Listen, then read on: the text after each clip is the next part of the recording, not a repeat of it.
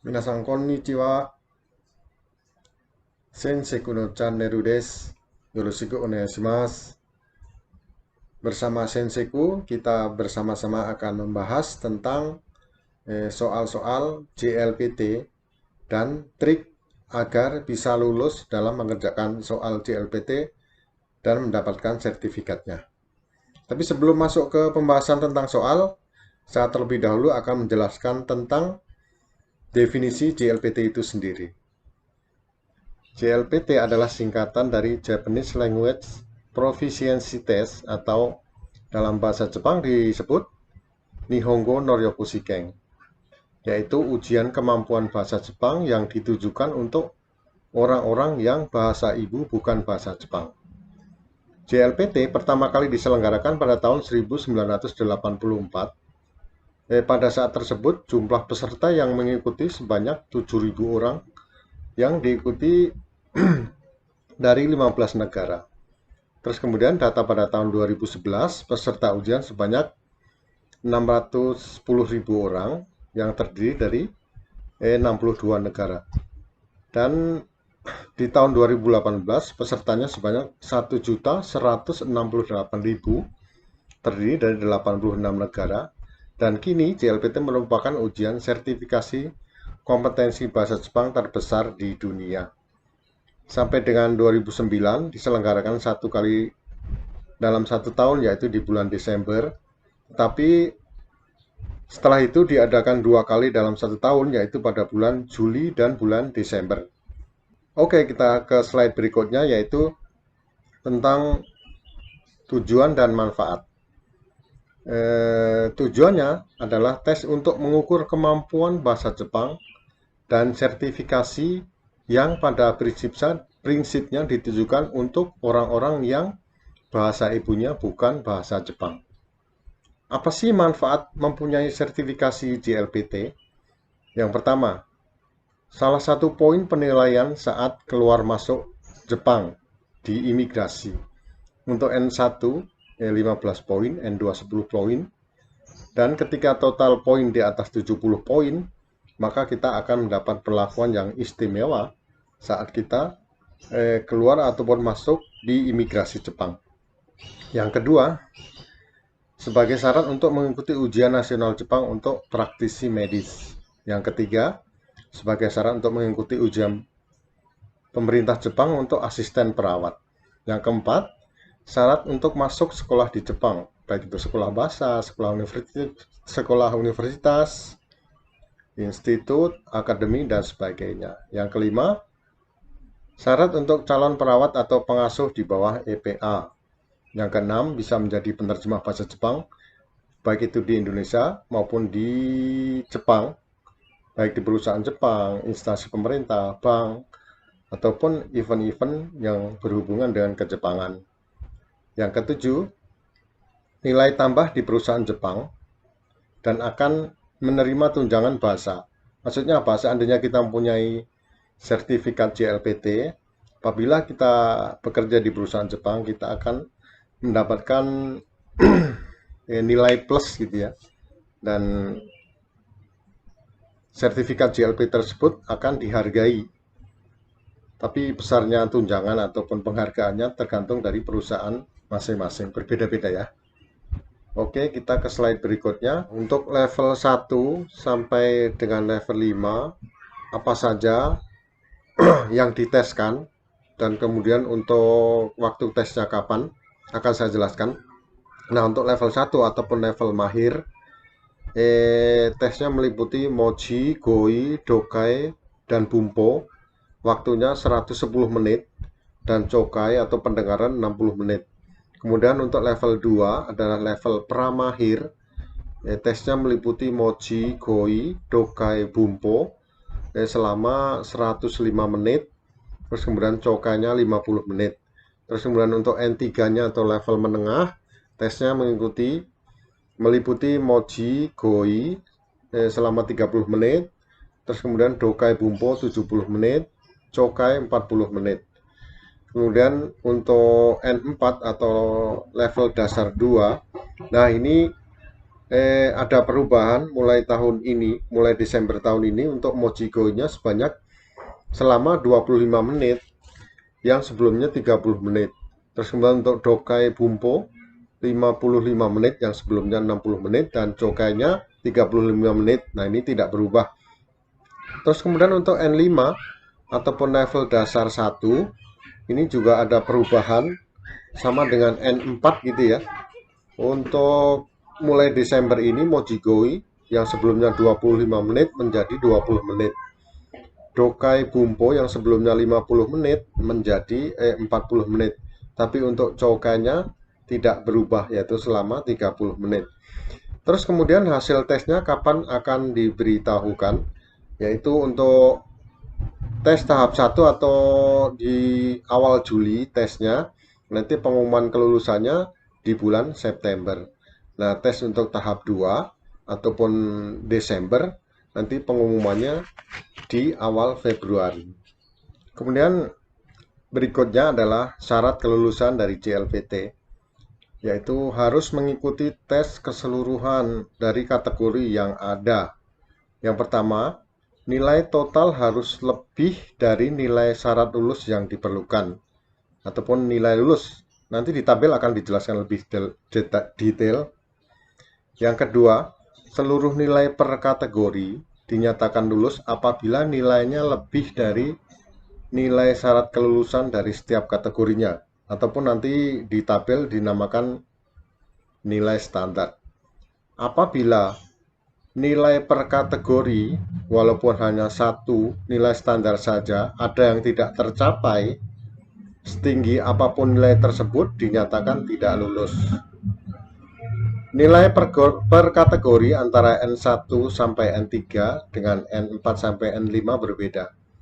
Nilai total dan nilai standar dari setiap level seperti dicantumkan pada tabel di slide berikutnya. Oke. Untuk syarat kelulusan pertama yang ini yang untuk N1 sampai N3. Yang di atas ada level N1, N2, N3. Terus yang paling atas adalah nilai total. Nilai range-nya yaitu dari 0 sampai 180 poin untuk N1. Ataupun kalau benar semua nilainya 180 poin. Untuk N2 sama 0 sampai 180 poin, N3 juga sama 0 sampai 80 poin. Nah, yang di bawahnya adalah nilai lulus. Seorang peserta dinyatakan lulus apabila nilai totalnya untuk N1 100, untuk N2-nya 90, N3-nya 95. Terus kemudian tabel berikutnya adalah nilai per kategori. Moji, Goi, Bumpo. Range nilainya 0 sampai 60. Untuk N1, N2 sama juga, N3 juga sama-sama juga 0 sampai 60. Nah, ini nilai standar. Nilai standarnya 19. N1, N2 juga 19, N3 19. Nah, nilai standar ini apa? Kita kembali ke slide sebelumnya tadi. Nah, ini nilai standar yang nomor 2 ini ya. Seluruh nilai per kategori dinyatakan lulus apabila nilainya lebih dari nilai syarat kelulusan dari setiap kategori atau nilai standar. Ini ya, walaupun misalkan N1, jangan N1 ya, contohnya N3 lah. Misalkan nilainya 100 totalnya ya, totalnya nilai 100. Sudah bisa lulus sebenarnya, sudah memenuhi syarat kelulusan dengan dilihat totalnya saja gitu ya. Tapi seandainya dari total tersebut, misalkan dari Moji, Goi, Bumpo, Dokai ataupun Chokai, nilainya ada yang di bawah nilai standar ini ya, maka setinggi apapun nilainya yang di sini totalnya itu tidak bisa lulus gitu ya. Jadi harus balance, harus seimbang, harus di atas dari nilai yang sudah menjadi nilai standar. Nah, lanjut untuk dokainya yang untuk range nilainya N1-nya 0 sampai 60, N2 sama, N3 sama, nilai standarnya 19. N2 sama, N3 juga sama. Untuk Chokainya range nilai antara 0 sampai 60 untuk N1, N2 0 sampai 60, N3 juga 0 sampai 60. nilai standarnya 19 untuk semuanya gitu ya. Jadi ingat ya, kita harus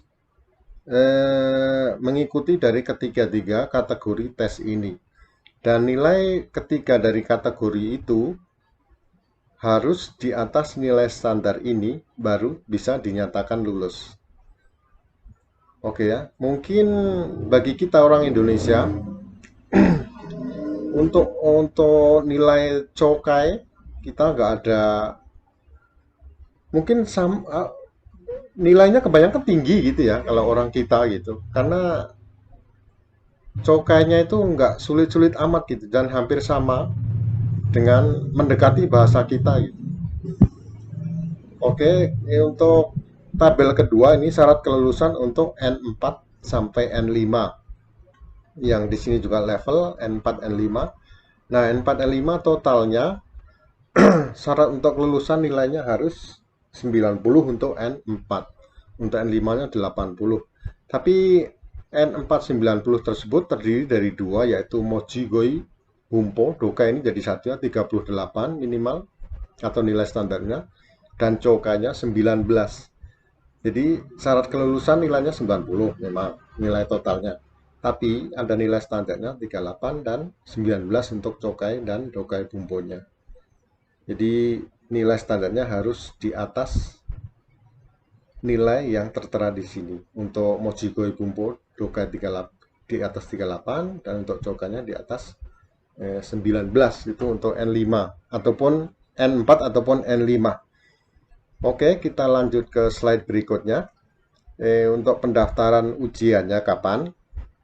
Nah, untuk tahun 2020 ini karena sedang adanya pandemi COVID-19, ujian bahasa Jepang ditiadakan. Nah, pelaksanaan ujian di Indonesia selama ini sudah dilakukan di kota Jakarta, Bandung, Surabaya, Medan, Yogyakarta, Padang, Denpasar, Manado, Malang, Palembang. Untuk detailnya, eh, bagaimana cara pendaftaran juga sudah tertera di website di sini gitu ya. Nanti websitenya akan saya tuliskan di link di bawah. Terus kemudian untuk yang berdomisili di Jepang, silahkan registrasi secara online terlebih dahulu di website MyJLPT. Websitenya ada di sini. Nanti juga saya tuliskan di link di bawah. Kapan saja bisa registrasi. Silahkan ngikuti langkah-langkah yang sudah tertulis di situ. Untuk yang domisili di Jepang, di MyJLPT website tersebut ada pilihan bahasanya, yaitu bisa bahasa Jepang ataupun bahasa Inggris. Oke, kita lanjut ke slide berikutnya. Nah, biaya ujian. Berapa biaya ujian yang diperlukan? Berdasarkan dari data tahun 2019 untuk N1 diperlukan biaya Rp2.220.000. Ini untuk Indonesia ya. N2-nya Rp190.000, N3-nya Rp170.000, N4-nya Rp130.000, N5-nya Rp120.000. Nah, untuk yang berdomisili di Jepang, untuk tes N1 sampai N5 biayanya sama, yaitu sebanyak 5.500 yen ataupun setara dengan 720.000 untuk kurs saat ini. Oke, lanjut. Nah, sertifikat kelulusan.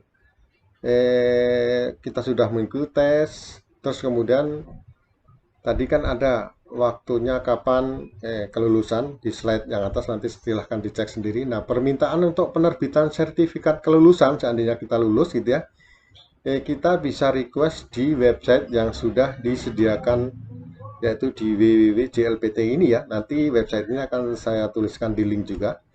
Nah, sertifikat akan diterbitkan secara cuma-cuma sekitar 2 minggu dari setelah kita request melalui online ini, dan akan dikirimkan ke alamat penerima.